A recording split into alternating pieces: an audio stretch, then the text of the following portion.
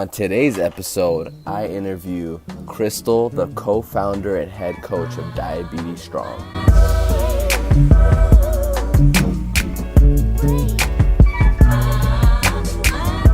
What is going on, guys? Welcome to the Diabetes Daily Hustle podcast. I am your host, Ali Abdul Kareem, and today I have a very, very special episode with Christel and Diabetes Strong. Now, for those of you who don't know, Diabetes Strong is a very popular website in the diabetes community and a trusted source to come to for healthy nutrition and exercise with diabetes.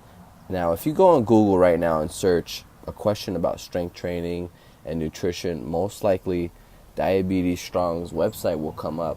And I found Christel through Instagram, and I reached out to her recently if we could do an episode, and I was honored to ask her questions and things I was learning about with strength training and blood sugar and her go-to ways of nutrition and her best advice, essentially. And we go over a lot of topics, and we talk about, Christel's story and her background living with type 1 diabetes since 1997 and things she's gone through in fitness, what made her a personal health coach, essentially, why she wanted to start fitness, and what fitness means to her.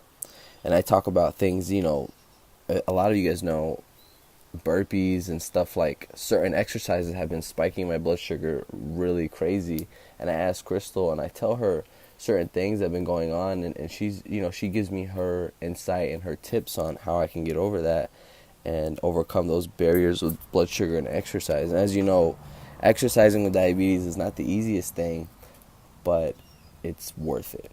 We talk about insulin sensitivity. That's one of the things that makes it worth it. And also that Zen moment we get when we work out. That time to zone out for an hour, 40 minutes, and making time to exercise. So, present to you the episode. Enjoy, guys. Yeah, I'm sorry about that. Thanks for making the call. No. It's all good. I was just like, I'm just going to hang out here. Wait until I get other instructions. And, Right. Answering a little bit of this and that. So it's all good. As long as I'm by a computer, I'm working. So yeah, thank you so much. So I was actually interviewing Ginger. I'm pretty sure and she was talking about you because I had asked her for advice about, because I want to do the things. Basically, I want to be in the same space with diabetes and health. And she was like, you should check out Diabetes Strong. It's a really good blog. And I was like, you know what? I've heard of that blog.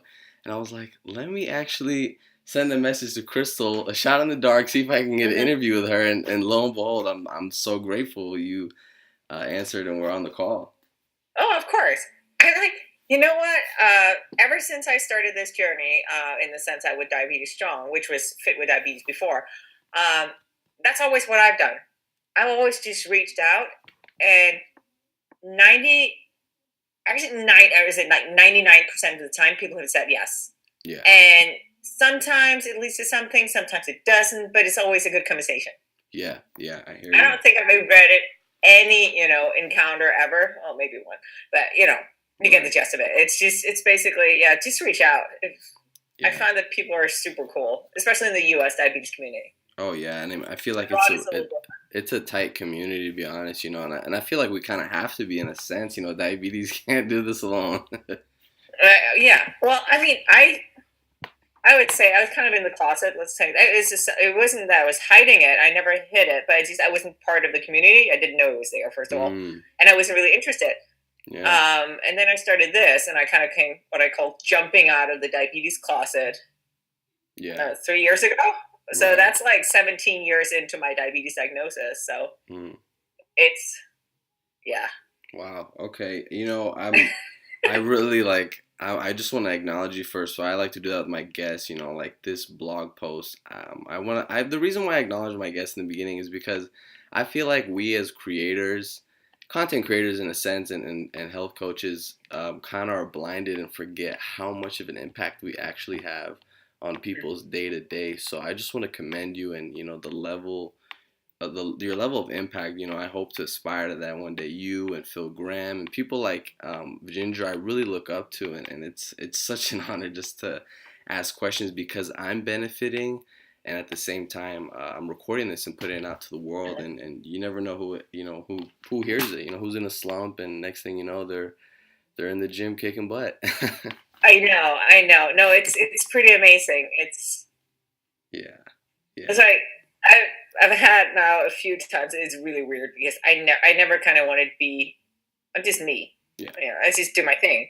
I have people come up and almost fangirl over me, which is like that's so weird. I'm Right. like it's weird, but Yeah. thank you. I'm glad I inspire you. Yeah. So Yeah. it's no, it's fun. Yeah. So, I mean, if there's anything I can do to make you feel more comfortable, because I already pressed record, I like to keep it really raw, authentic, Hmm. and just like a smooth conversation. I don't press record and say, "How are you?" I'm like, I've already pressed record. This is what people are hearing. So let me know. I know the time frame. You said like 45 to an hour. I don't. Hmm. Is that okay? That's fine. Oh yeah, yeah, Okay, good. Because I want to be yeah. respectful of your time, and yeah, let's jump right into it. So for the few people who don't know you, sitting at home, just tell them who you are, and we'll get into what Diabetes Strong is and what you do. But if you could just give them a quick bio. Okay, quick bio. Yeah. Well, my name is Christel Oerum. I run diabetesstrong.com, which is a fitness and health website for people with diabetes. That's all we do on the website. It's all diabetes focused. And I say we, it's not the royal we, it is the we, my husband and I. So we have been running the site since 2015. That's still relatively new. But the reason why, and this is what we do full time, so this is our job. Um, the reason why we created the site, or I created the site originally, is I have been living with type 1 diabetes since 97, so 20 years, Mm, half of my life. And I'm original from Denmark. I'm born and raised in Denmark, so I've been in the US since 2009, so 9 years. And moved over here. I've always been active, especially when you grow up in Denmark, you bike everywhere and everything is sort of fairly active, but I'd never been an athlete. yeah. And then we moved to the US together, my husband and I, and we ended up in Santa Monica back in 2011, Santa Monica, California. Mm, And it's kind of a mecca of being healthy and, running around, throwing out weights and all that good stuff. mm, And I got really into it. It wasn't diabetes related. It was just looking at all these fit people. I started to work out at Gold's Gym in Venice, so the Arnold Schwarzenegger original gym. yeah. And there's really cool people there. It's not all bodybuilders, but I started working out there, and I got really into it. Yeah. And I was like, hey, I want this. I want this kind of health. I want this kind of strength. So I started to be more structured with my workouts. Started to be more structured with my food. And then you realize that diabetes really can be in the way, in the Yeah. sense that it was really confusing. I couldn't really figure things out. How much do you dose? And all the guidance I have ever been given was eat 15 grams of carbs. Yeah. I'm like, this is not working for me. So I started researching, me being me, I'm sort of very analytical. I do have a business background and a very analytical background. So I'm like, okay, I'm just going to go, I'm going to find the scientific papers for how I do this successfully. I'm going to find the websites, blah, blah, blah. So I started Googling like crazy, and it came up pretty blank. I was like, how can there not be any information online that's readily available so that you don't have to dig through deep science? It wasn't there. I at least couldn't find something that worked for me and for what I was trying to do. There was something for ultra, athletes, marathon runners and stuff like that. That was not what I was doing. I was doing resistance training. Um, so again, me being me and very analytical, I was like, okay, I need to figure this out. So I need to figure it out myself. And I started recording I started to see patterns super quickly, which was a little surprising. Mm. So I started to record that, and I started doing a small blog that nobody read by my mom. So I just realized I gone way over 5 minutes. So stop me if you need to. No. Well, I started to record things on this little blog, and at one point it started to pick up, and it got picked up really, really quickly. Right. And my husband, who also has a business background, he's like, honey, there's something here. There's clearly a niche that nobody is in. And there's clearly a need. There are people who benefit from what you're telling them. There are people who all of a sudden understand how they can potentially manage their diabetes when exercising, when I go high and low. Let's do this. And we jumped in both feet again in 2015. I've been doing this full time ever since. And I mean, we have, I think it's a 250,000 views a month now. So Wow. it's like, it's grown significantly. So and for me, it's fantastic in the sense I'm like, for every extra person I reach that I can help support in developing the tools to go out and be active and healthy living with diabetes, like that's a success. So every incremental person for me is kind of a success. We of course also have to think about paying bills and all that good stuff, so we have to think about it in a picture, but it's just a lot of fun. Yeah. It's really a lot of fun. Right. It's a lot of fun creating resources that that people can take and use. You know, every time I meet somebody who's like, well, I can't exercise because I have diabetes, I'm like, yes, you can. Let me teach you. It's because it's not because you can. It's because you don't have the right tools and the right knowledge. Exactly. Let me sort of give you that so you can go be successful. Yeah. And I've learned how to say that in a way that's helpful and not just like, that's not correct. Yeah. You don't want to offend nobody. Well, yeah, it's not just offending. It's also if you have this perception, either you create in your own head or you have. I've talked to people where the doctors told them to like, you can't exercise because you're brittle, or you can never lose weight because you have type 1. I was like, that's baloney. Yeah.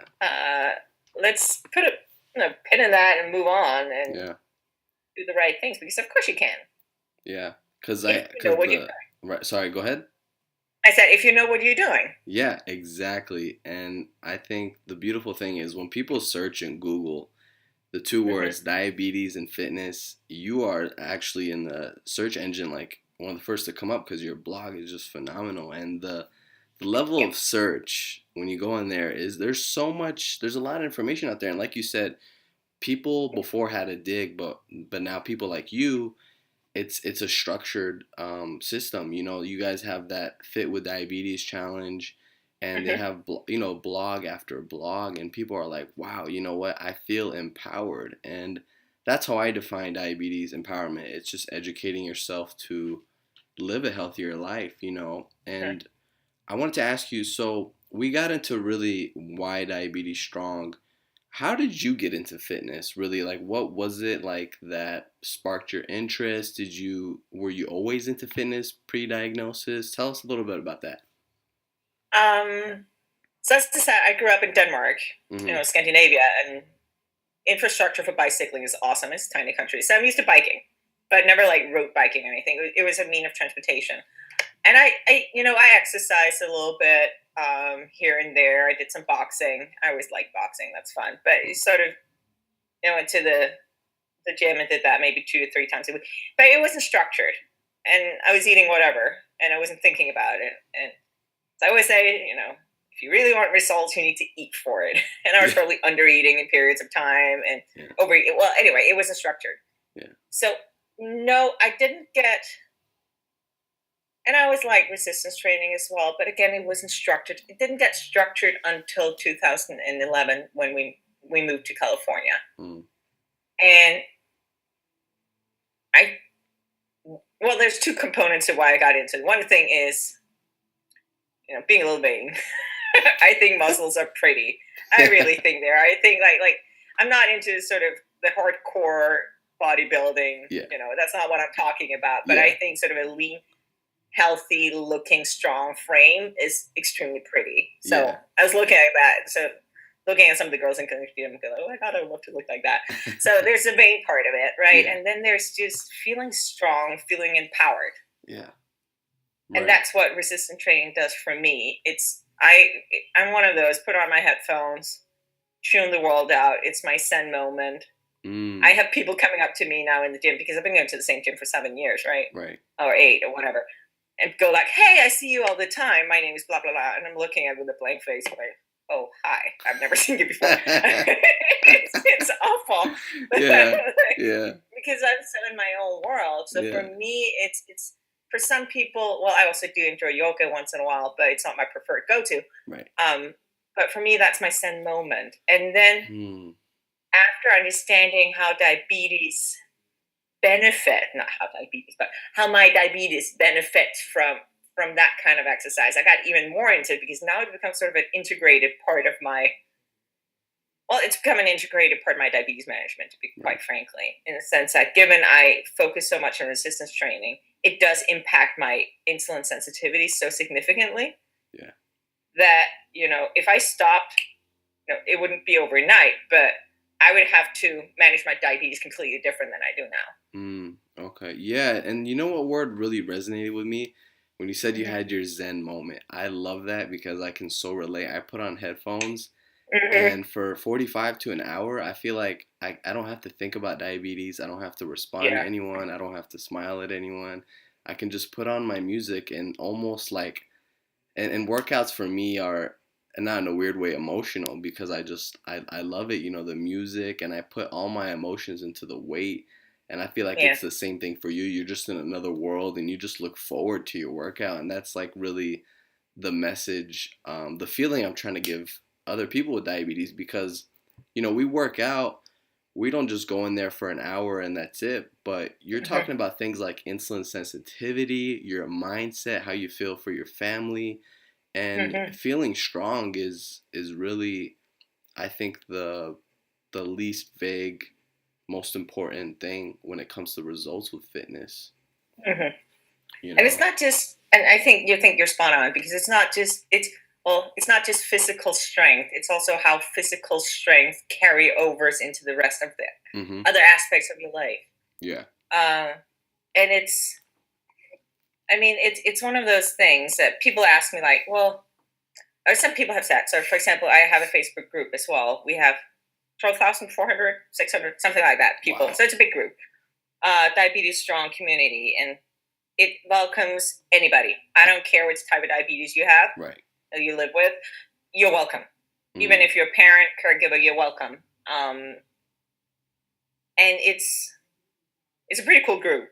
But once in a while, there's people there who go like, "Well, I see you working out. I hate working out. How do you get to the place where you like it?" Yeah. And I'm like, well, first of all, every beginning is hard, and you're not going to like every type of workout. So first, I always say, well, give it a chance. First of all, it's like give it a chance, and if it doesn't work out for you, meaning if you doesn't like it, find something else. There's plenty of things to do. Mm-hmm. You don't have to do resistance training. I mean, I highly encouraged it, and I love it myself. But if you're into running and that just makes your eyes sparkle, then do that. I always give the example with spinning. I really wanted to love spinning. My mom spins, some of my best girlfriends spins, and they love it. And it makes them shine, whatever. It makes them happy, right? It's like, I really want to do it. It seems to be, an awesome workout. And I gave it 8 tries. So I signed up for one of those class pass thingies, and I tried 8 spinning classes, and I hated it. It was awful. It was like the worst thing. It just did not make me happy. I was dreading going in. It sucked all the way through. I'm like, okay, I give it a try. It's not for me. I'll go do something else, right? Right. So, and it's also about finding what works. So we're finding what works for your personality. Find what works for your fitness level. Because if you're very inactive, then trying to go and copy me in the gym is probably not a good idea. Yeah. Because I've been doing this for a while. Yeah. So, I mean, it's sometimes people try to do too much too fast. Mm-hmm. And that's not a recipe for success. Yeah. I have a really big question. I feel like I want to ask for your top tip that you see. There's a lot of things that make me not mad but frustrated. A common mistake a lot of people make that don't really exercise and eat healthy. It could be going from the New Year's resolution mindset to short-term goals. The thing that I see, and I don't like giving advice because I'm still learning, is I want to chase how I want to basically the way I want to get results is I want to be in the gym because I love it and I Mm. want to feel good. I don't want to keep looking at the number on the scale, but I want to eat things that serve my blood sugar and things like that. What are some common mistakes that maybe your clients say to you or people Hmm. do when it comes to, like, is it, hey, I need you to get the mindset, not the workout. Like, forget the workout. I need you to develop the habit. What are the top thing that really gets you annoyed that you want everyone to hear? Yeah, I don't know if it's annoyed. I think it's so. So you mentioned our challenges before. We actually been running a January challenge the last few years because a lot of people do have New Year's resolutions, and all of a sudden they want to do like a 360, and everything is going to change, and they're going Yeah. to be beach body ready in a month. So the first thing that we always do on the site, and what I always talk about, is find your positive motivation. Hmm. You need to figure out, why are we doing this? Why are you starting this journey? And most people, it's really easy to find the negative motivation because, like, oh my God, I hate my body. I hate what I look like. When I look in the mirror, I go, ah. Hmm. And or other things are, well, my doctor told me that if I don't do anything, I'll lose my leg. Scare tactics, a lot of negative. Right. So why I try to turn it around and say, well, what are some of the positives of why you want to do this? It can be, well, I feel empowered when I Hmm. exercise. Right. I feel strong. I feel strong when I show my kids Hmm. that I can do this. I love how I feel when my blood sugars are in range. Hmm. The majority of the time. We're not in range all the time. Right. Thinking we can be that is completely unrealistic, in my opinion. Right. But finding those positives, because the positives are those that are going to make you succeed, the ones that are going to make you succeed in the long run. And I think that's really, really important. But it's a hard exercise, and it's something that takes people a little bit of time. Because sometimes you have to dig for the positives. Yeah. Uh, Right. Essentially, I would consider you a mindset coach instead of a fitness coach. You know what I mean? I feel like that's how it really is. There's this theory I have, mhm, and I don't think it's a coincidence, but the people who have type 1 or type 2 diabetes, that look outside the spectrum of just carbs and blood sugar, the ones that mhm, say, hey, how many grams of fat did I eat? How much protein did I eat? Am I getting enough water? How much sleep did I get? mhm, Oh, I know what glycogen is. I know what this does. I know that I have a post workout window feed. Do you think mhm. that how important is it for people living with diabetes to look outside the box of just, oh, 20 carbs for this, let me bolus. Why is my blood sugar low? Do you think Yeah. there's value in, like, step outside the box and learn other things outside the spectrum essentially? Oh, for sure. Yeah. I do think that there is progression, Mm. in the sense that you need to learn the basics first. You need to crawl before you can walk, and run, and all that good stuff. Mm. And, like, small things like carb ratios. A lot of the people I work one on one with in my coaching, one of the things that we talk about as well is carb ratios. And I have a surprising amount of people coming with me saying, well, I have a 1 to 10 carb ratio. And I would say, well, okay, for what time of day? And they're like, well, I only have one. And if that's where we start, in the sense that, and you're laughing because I think you know what I'm Yeah. getting at, is like, most people have different carb ratios depending on the time of day. Yeah. However, if they're not on a pump, they don't necessarily think about that. I mean, I'm MDI, as a multiple daily injections, Same here. but I think about that. Yeah. I use technology to help keep track of all my different carb ratios. Right. But if that's, then we start there. If they go like, this is my 6 different carb ratios and blah blah blah, then we can take the discussion further. But Mm. we have to start somewhere, right? So I'm not a medical professional. So I don't give dosing advice and all that good stuff. But we still talk about basics, Mm. and then we can start talking outside of the box, as you say. Yeah. And I think it's really important to just, whenever, actually, it's interesting that you bring that up, because we do have 1 or 2 posts about exactly that. Do you count calories in the sense of all your macronutrients rather than just carbs on the website? And every time we post that to social media, people go, oh my God, I did not know this. Or have never thought about it, because it's not necessarily something that's taught. Yeah. Also, you have 20 minutes with your endo or your nurse when you see them, and you need to go over other stuff. They don't have time to go over that, right? Exactly. So maybe somebody told you back when you were diagnosed. Let's say you're diagnosed as a child. Yeah. Well, most likely you don't remember. Your parents might forget to tell you, or I don't remember what I was told when I was diagnosed. Yeah. No, that's not true. I remember one thing. What I remember was the pediatric nurse sat me down, and the first thing she said is, this sucks, but don't let it hold you back. Wow. That was powerful. That was powerful. Really powerful. Yeah. And I took that with me, and I still remember what she looked like. This is 20 years ago. Her name was Lud.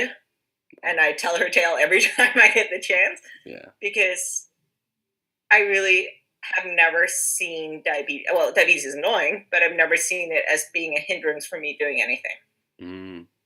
Yeah. And that's part of my story, is that so at 19, I was right out. So this is Denmark. So I was right out of high school. So that's that part of the school system. Right. And I had a year before I wanted to start university, or 2 years. And I had planned to go to India to backpack. That was my plan. Right. And she looked at me, she's like, sure, you're doing good. You're going. You're going. So within a year of my diagnosis, I was backpacking through India with, all my insulin in the backpack. And everything went wrong twice, and everything was awful several times. But I'm so glad I did it. And I didn't die. Thankfully. It was a great experience. Well, this was back when, the long-acting insulins were those you had to mix. So I had insulin pens, but there was this little plastic ball in the insulin. You had to sort of flip it back and forth and mix it. And there were strict instructions saying you don't expose it to strong temperature fluctuations. That was number one. Second was don't shake it. And the first thing my girlfriend and I did pretty much was get on a camel trek to Rajasthan, and so there's all the way, and it was extremely cold at night. It was extremely warm during the day. So, of course, that all got ruined. Oof. But you can get insulin anywhere in the world, and if you're a little resourceful, and, I had saved up money for it, so I did have backups. So things worked out. It really did. Wow, that's insane. I've never heard a story like that. A year out diagnosis, going backpacking. Well, that's phenomenal. She was really cool. I think to my diagnosis stories come that when I was diagnosed, so again, I was 19, I went to my primary care, so my family doctor, because I was falling asleep at, family gatherings and stuff like that. And my family was starting this is not normal. I had a lot of other symptoms. I would drown a liter of milk. Oof. Now that sounds gross, but with lunch every day. Yeah. And I couldn't sit through a movie. I remember going to the movie theater. I have to go up, go to the restroom during. Yeah. I was slim, but not super skinny because I still had insulin production. But I was eating a box of ice cream a night, not gaining weight. It was awesome. Wow. But, as I had all the symptoms, and I went to my primary care doctor, and he gave me the spiel, so you're 19, you shouldn't party as hard, blah, blah, blah. You should, eat right. You should get your sleep. Yeah. And then he's like, but let's just measure blood sugar. And it was something silly. I don't remember what it was. I'm not sure he told me. But what he told me was, you have diabetes. And then he sent me home. And I did not know anybody with diabetes. I did not know of diabetes. I don't have a family history of diabetes. So I got on my bicycle, again, being in Denmark, and biked home. And I think I only had 10 minutes home, thinking I just been handed a death sentence. I thought I was dying. I didn't know. It's just I got this. It sounded serious. I'm dying. And I got home. So that was scary 10 minutes. So I got home. My mom is a nurse and has a pretty good base understanding of diabetes. Well, she worked with cancer patients, so it's slightly different. But she knew about diabetes and could calm me down and say, "Hey, you're not dying." And she's still kicking herself that she didn't see the symptoms. But it's not her fault. And we then went to the specialist and met the diabetes nurse. I think the Monday after. So, wow, it's a sort of a good and a bad side of a diagnosis story. yeah. In a sense that and, it's. And the thing you mentioned is, you got 20 minutes with your endo or doctor, and for everyone listening at home, here's the punchline. Like you can stop listening to this after I say this, but don't keep listening. You need people like Christel because your doctor's gonna look at you. He's gonna look at your numbers. You need to control yourself. Blah, blah, blah. Like diabetes is so there's so many things to it, and when they got people like you with Facebook groups, Instagram, constant support, they need to. And this is I'm just trying to throw a plug for you. I really want them to check out Diabetes Strong because I have I have a billion theories, Christel, as you can tell. You know how a lot of people say like don't be so hard on yourself, loosen up. I think I have this theory that the people that are more disciplined and have guidelines, ironically, have more freedom. They have more, because at the end of the day, you're dieting, and let's look at it realistically. You're restricting yourself of something, but you're not deprived. Do you think that there's truth to developing more discipline and not beating ourselves up? Like, is there something we should build up to? Well, I think there's a big difference between restriction and restricting yourself and making choices. Okay, so the power of choice is what you're trying to tell me. Yeah, so I would say, first of all, I choose to do certain things. It's not like I can't go out and, go off my structure, but I choose to keep a structure. So that's my choice. Right. I do find that structure for me is very helpful both in my personal life and in my diabetes management. But that also goes very, very well with my personality. So I think you need to find what's right for you. I'm a very, I always say, do you. Figure out what works for you. And if structure makes you want to rebel and do all the opposite things, then choose something else. But personally, and a lot of the people who come to me because they kind of gravitate towards structure as well, I've found that I have never been in, let's call it, as good of a diabetes management place as I am when I'm really, really structured. Because when I'm really structured with my exercise and with my nutrition and with my sleep patterns and everything, it's easier to predict what's going to happen. Right. I won't get it right every time. Yeah. I mean, of course, because sometimes we don't have full information, so we can't get it right every time. Right. But I hope that answered your questions. But I choose to live this way. Yeah. Because to your point, being in a structure that I know and understand does also give me a lot of peace of mind. I think you saying going to the gym, not thinking about your diabetes for an hour, that requires that you have confidence that you won't go low. Yeah. Right? Right.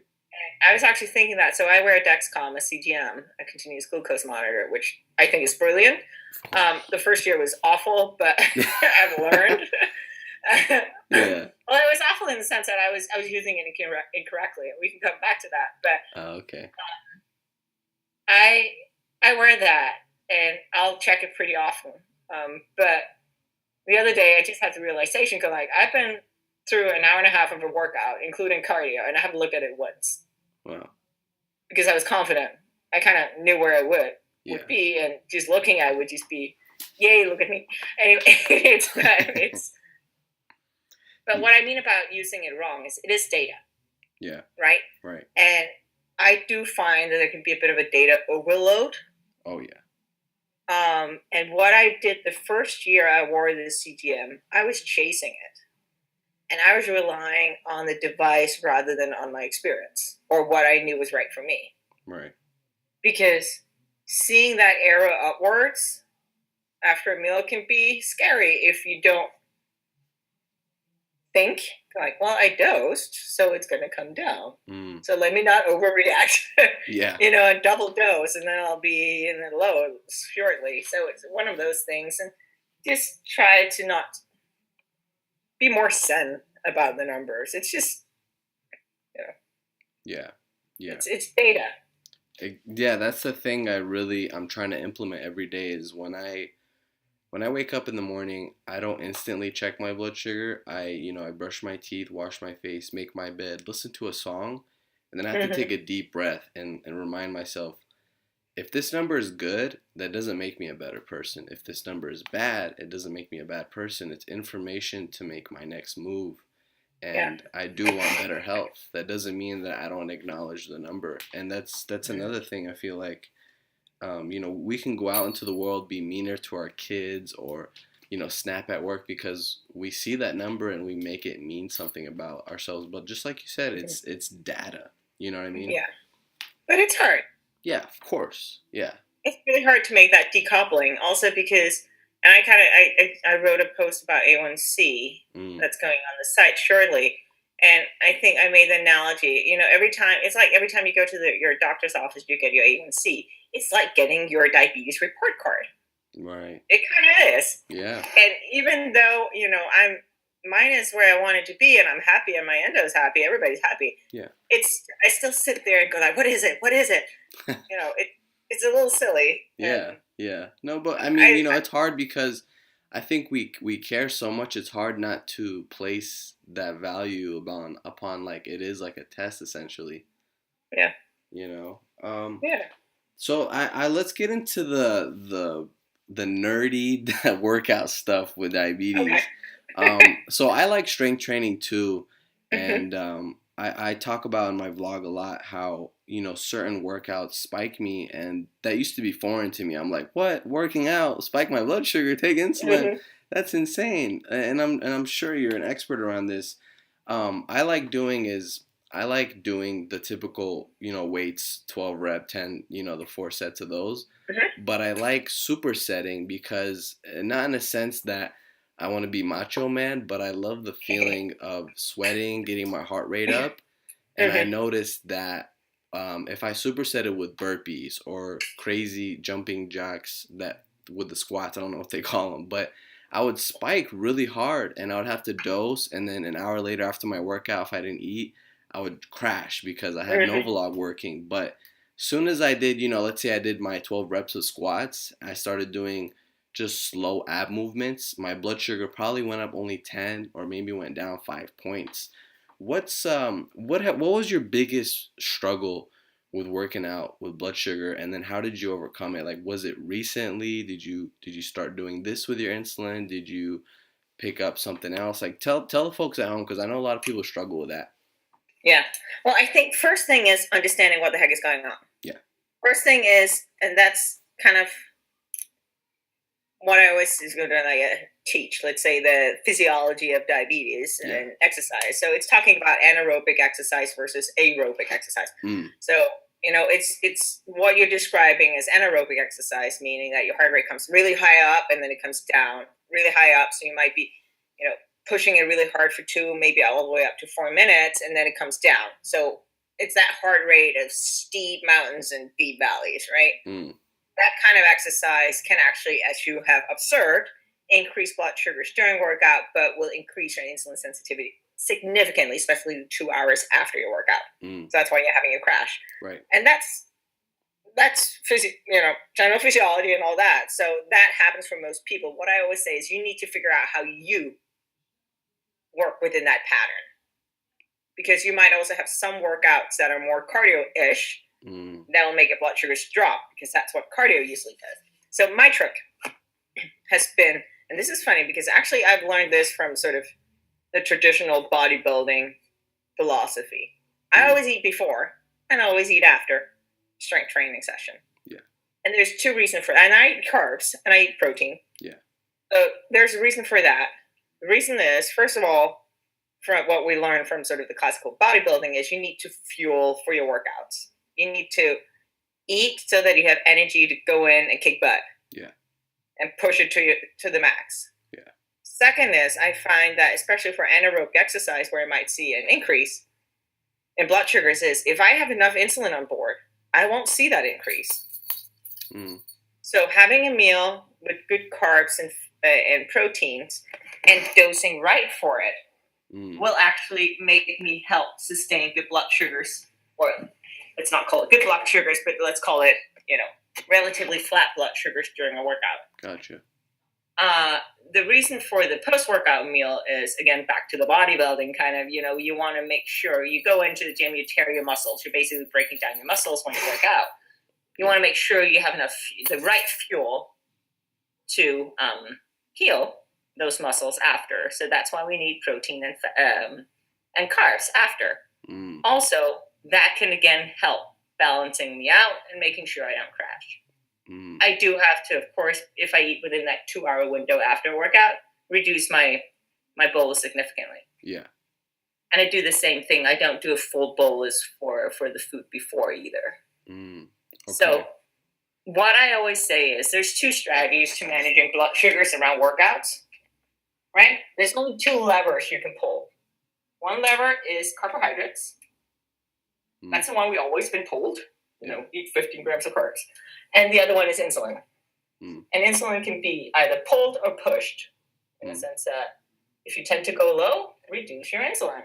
If you tend to go high, well, maybe do a small pre-correction.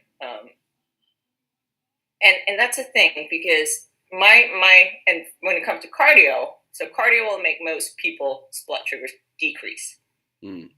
Cardio has that different heart rate profile in the sense the heart rate comes up, stays up fairly flat, and then comes down.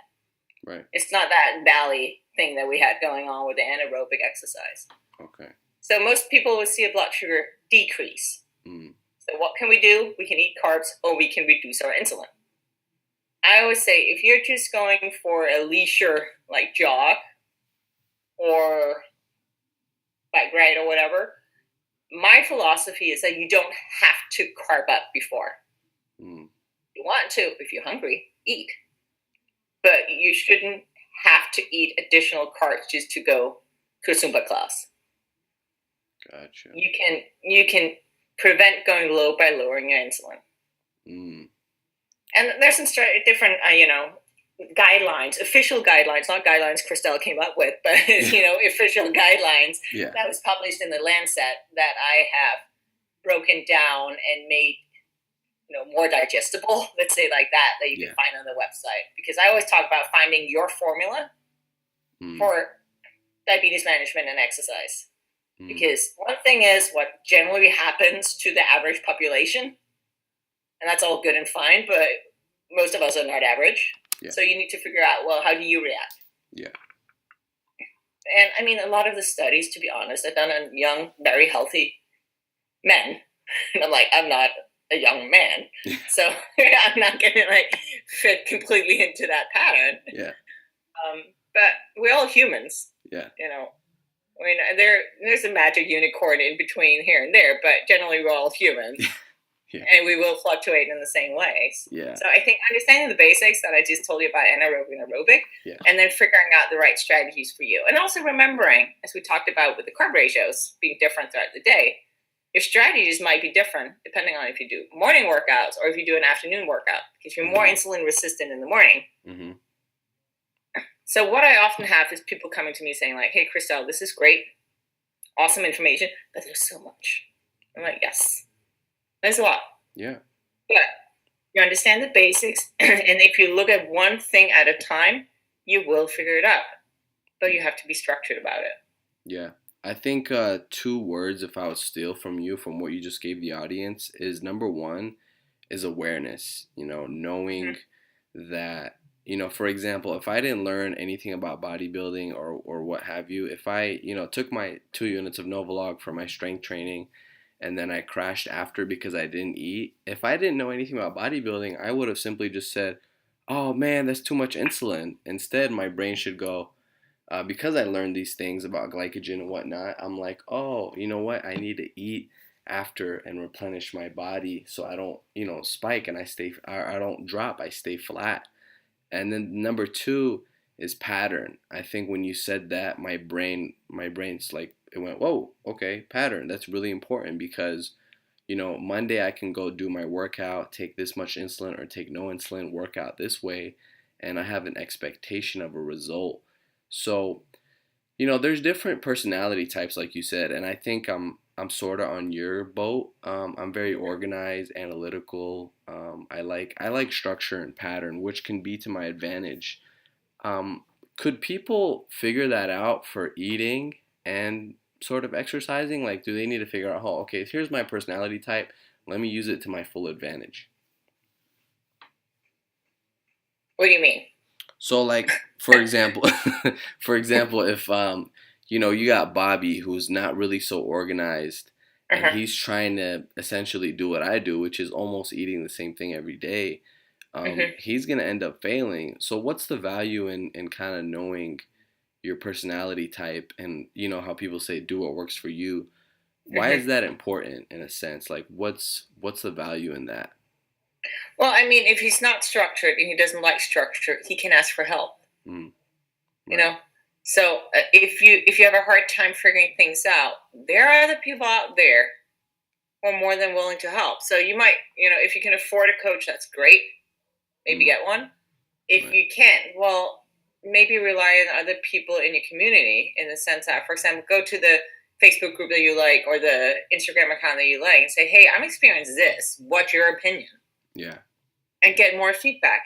So I have people where that's all we do when we Right. work one on one. We look at their patterns together because, well, just based on my experience and my knowledge, I can pretty easily look at even 4 data points and come up with a hypothesis. And like, hey, I think this is what's going on. Sometimes it helps just having somebody from the outside Yeah. guide you through your own craziness, Yeah. or your own unstructured mind. So I Yeah. would really rely on your community, and even if you don't like Facebook, there's a lot of good Facebook groups, and even if you don't like that, there's meetups. Mm, If you're really into running, Type One Runs is a pretty darn awesome new yeah. little organization that started up. Beyond Type One has a stellar community on their app. If Yeah. you're a woman, Diabetes Sisters is pretty fantastic as well. So there's a lot of different options, and I'm only mentioning a few that's like close to my heart. Yeah. So those Yeah. are the ones that pop in my head. Yeah. But there's plenty others out there. So Yeah. sorry if I forgot somebody. No, you're fine. So I want to, we've got past Mhm. the exercise portion. The big thing for me is my Zen moment, and I feel like you can agree with me. I'm pretty sure our life would be havoc if we didn't have exercise in our life. When I don't Mhm. know, I mean rest days, of course, that there's another conversation, but like it's hard for me almost, and I need exercise in my life, which is essential, and I'm trying to get people on that same boat. I want to Mhm. ask you, was there a dark moment in your diabetes life? Because, when I talk to people, some people have gone through suicide, some people gone through major burnout. For Mhm. me, it was when I first started taking fitness seriously.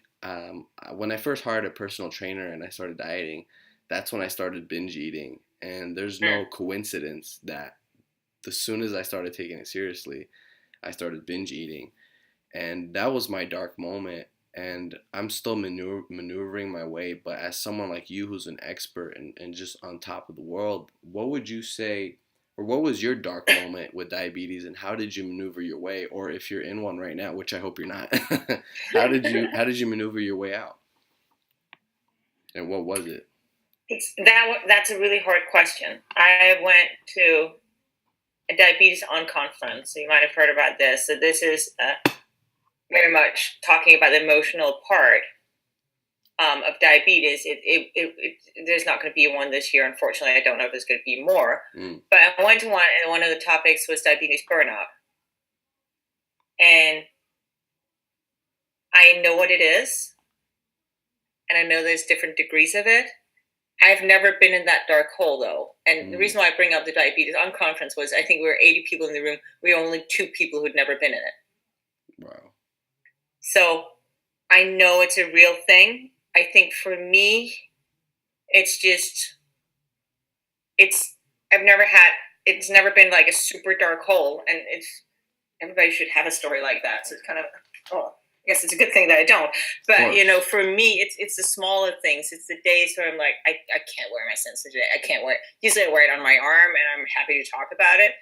But I've had like a summer day where I think I walked the dog, and I had 5 people ask me about it. And I was just like, okay, you guys leave me alone. One guy shouted at me from across the street, "What is that on your arm?" And I was like, this is just, I just can't right now. Can you just, I just don't want to talk about it. And I think for me, I've only had those smaller ones. And the way that I deal with it is, well, then I take the sensor off. Yeah. I still test my blood sugars. I still take my insulin, but I take it off and I put it away. It's the same thing when it's super accurate and I get super frustrated. My husband's like, "Why are you still wearing it then? Take it off." It's like, well, that's a smart thing to do. Yeah. So let me do that. I think when it comes to food is hard. Yeah. And food has been hard for me as well. And I have periods of time. So I've done fitness competitions. So I've competed in the bikini category. And that's where you take your health from, your fitness from being healthy to being, it's nothing to do with health anymore. It's all about getting stage ready. Those are hard. Yeah. I still choose to do it. But at that point, we're talking about depriving yourself. Yeah. And depriving yourself for a long time. So those are hard. Those have triggered binging. But it has not been diabetes related. It's been related to malnourishment, you can call it. Right. The way to work through some of those things is identifying what are your triggers, figuring out why is this happening. For me, it wasn't an emotional thing. For me, it was depriving myself of food, and being hungry. So it's one of those things where I have to, whenever I go down the path of, hey, competing again or not, it's something that I really have to think about. Because it can take you to a really dark place. And I think, and I don't know exact stats, but I think for type 1s, we are, is it at 80% or 50%? Anything, it's over 50. Ends up having an eating disorder at one point. Yeah. It's very high. Yeah, it's very high. Yeah. And it's not, and I think it's not surprising because I think a lot of people end up thinking, hey, I need to manage my diabetes through food. So they deprive themselves. They don't see it as a choice. They see it as, well, diabetes is doing this to me, so I'm deprived. I have to never have a raisin again, or I don't know why I chose raisin, but never have a bagel or whatever, because my disease has taken that from me. And then it becomes a disease, and it becomes something that deprives you, where I'm like, my belief is that if you understand the food that you're eating and how it will impact your blood sugars, my philosophy is you can eat whatever you want. Yeah. I choose to not eat a bunch of things. I mean, until last Tuesday, I could say I haven't had a Coke, full sugar Coke, in 20 years. Wow. I accidentally drank a full sugar Coke last Tuesday, which was awful and not intended. I didn't know what to do because I'm like, I don't know how to bolus for this. Yeah. Because I don't understand that kind of, I wouldn't even call it food. Yeah. But, there's just some things that I choose. I choose not to drink orange juice. Yeah. I don't get any joy from drinking it. I don't think it's necessary. And unless I'm having a really significant low, I don't know why I would. So back to eating disorders is that, again, I think it has very much to do with your mindset with diabetes and your mindset with how do you manage it. Yeah. Essentially, you're giving me advice because this is something I'm working through, and there's power and there's freedom when you say I Mm, choose not to. Because yeah. when I got diagnosed, it was, oh, I'm sorry, you can't eat that. And what they get mistaken out of me is I have goals. I want to look better.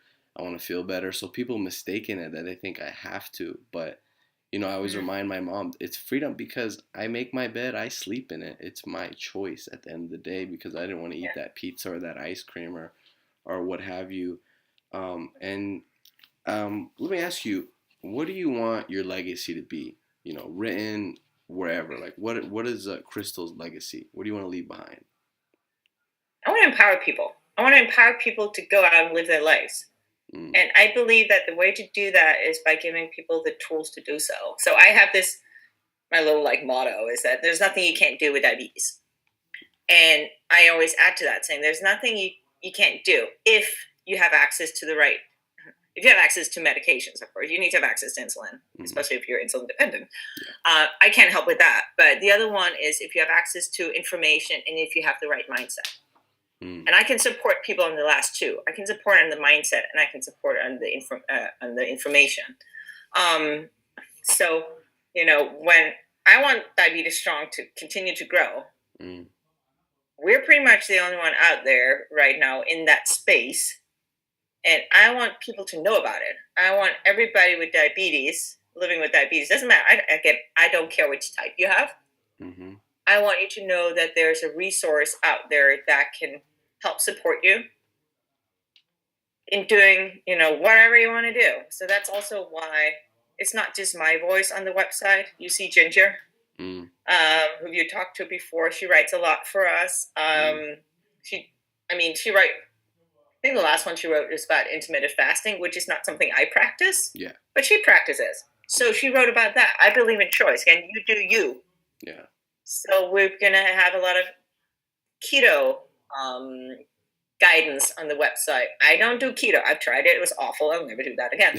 Um, but I tried it, and it Yeah. was not for me. Right. But I know other really competent people who have tried it and had either good or bad experience. So they write those posts. Mm, About running, I don't run half marathons. I have no desire to. But there are plenty of other people who do. So, like, we have one from Jennifer Christensen on there about her the first time she ran that with her BFF, and it's one of those stories that will make you cry. yeah. Well, it really is. Yeah. So it's all about collecting different voices and making sure that you can find what supports you in you doing you. Mm, And I'm always like, the same thing with, I'm perfectly fine with people doing keto. yeah. Just as long as I don't have to. So it's Yeah. as long as things are safe and Yeah. healthy, I support it. Yeah. But Yeah. yeah, I think that's it. Yeah. I really want to say, of course I've never met you, but when I see your posts on social media, I see a person that's an empowering person, that's a person of strength. And you're the embodiment of that essentially, the people you're helping, the mindset you're helping them create. So it's truly phenomenal. And we're ending off pretty soon. I usually like to end off with, it's kind of like a selfish question essentially, but Okay. other people can get value. So I'm a creator. I'm a content creator myself. I do daily Mm-hmm. vlogs, and the people I interview, I aspire to their level. And I wanted to ask you for advice on what I'm doing. I'm currently kind of like a chicken with his head cut off. I'm like everywhere. I like talking about diabetes and mental health. I do Mm-hmm. Instagram posts. I'm doing daily vlogs. I'm doing podcasts. What advice do you have to offer me to essentially kind of build something for myself to empower people with diabetes? Do you actually no. Before you sorry, before you answer It's that okay. question. So I listen to Gary Vee a lot, and he was telling me there's 3 different ways people can do their own thing before Mm-hmm. they can, become that Christel or become that person. Number 1 is college. 90%, the majority of people do that. They get Mm-hmm. their own sign with that degree. Number 2 is you pull it off yourself. You go find those clients and use them as testimonies. Number 3, the one he recommends, which I'm trying to do, is go work for that person for free that you admire, or little cost. And I want to know, is there any way I can bring you guys value, in terms of like video editing, Instagram post, certain people you want me to interview for podcasts, or just advice you have to give to me to build my brand? Oh, sure. We always welcome new voices. So yeah, let's definitely talk more about that. I think in general, my advice is, as we talked about up front, the diabetes community is really open. I found if you have something to offer and you're not just a taker, they're really, really open to new folks. So what we did, which I think has been tremendously successful, is that we just reach out to anybody that we found had the same values and say, how can we help you? Yeah. And that has led to some really good connections. That's how I met Ginger. Yeah. I just reach out and say, hey, how can I support you? And, in the long run, it has paid off. Yeah. But the thing is also, if you want to go out and reach people, especially with podcasts, especially with an online presence, people need to know you're there. They're not just going to find you. And you mentioned that Diabetes Strong does show up in search. That's because we have collaborated. We make sure that Google knows we exist. And the way you do that is by exactly what you just said, reaching out, offering to support, and get your name out in different channels so that people start hearing about you. Because if you, for example, are on Diabetes Strong, well, you would have a profile, you would have a link back to your site or your YouTube or whatever you want. Yeah. And that's how you start building your presence within the web of diabetes online. Yeah. And it's about being, active also. Just beating your own drum a little bit. Yeah. There's nothing wrong with that, as long as it's not obnoxious. Yeah. And also, reach out to some of the big ones. Yeah. Talk to Diabetes Daily. Hear if they, are in need of content. Yeah. And just be very sharp in what you can offer. Yeah. And yeah, I'd love to talk more about having you do something for Diabetes Strong. Yeah, that would be great. I do basic video edits, I'm looking to kind of like basically film people and put their content out to YouTube. So if there's ever a time, you guys need me to do some videos for you guys where I can record you doing a workout video or a full day of eating, just let me know. And it's kind of like, it's almost selfish because I'm learning from you so much about like the health aspect and at the same time how you engage with your audience. So I truly appreciate your time, Christel. Thank you so much. Well, thank you. You bet. This has been good. Yeah. I love when you have like an hour and 10 minutes conversation. It feels like 10 minutes. So it's always good. Yeah, truly appreciate it, Christel. I hope we can talk more, and let me know if there's anything I can do for you. Oh, you bet. You bet. I will. I appreciate you. Okay. Thank you so much. You take care. You too. Right. Bye-bye. Bye-bye. Well, that was the episode, guys. Thank you so much for listening. I truly appreciate it. I hope you guys got a lot of value, learning from Christel and her experiences with exercise and diet and everything in all aspects of living with type 1 diabetes. And I learned a lot just by listening to Christel and asking her questions, what does she wanted to leave behind, her legacy and her impact for people living with diabetes and just fitness in general. So I truly appreciate you guys listening. Please drop a review and a comment on iTunes. Let me know how I'm doing and hope to see you for the next episode. Thanks so much. Take care.